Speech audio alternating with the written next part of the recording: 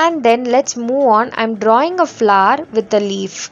So using a pencil, so draw the flower, and then using a black sketch again draw one more flower. That is a sunflower that is opening.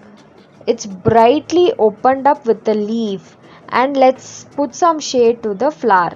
And let's move on. I'm drawing 3 U's, and again I'm connecting 3 U's. Here we are drawing different kinds of tulips in an easy way using a black sketch.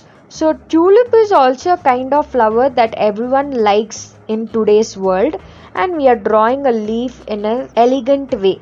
So let me put some shades to this tulip flower. Next, let me move on. I'm drawing a different kinds of flowers, same like it looks like a tulip type. So here I'm drawing a 4 U's, again one more U's, and connecting to it. So here we are drawing a beautiful flower show of a card with a leaf.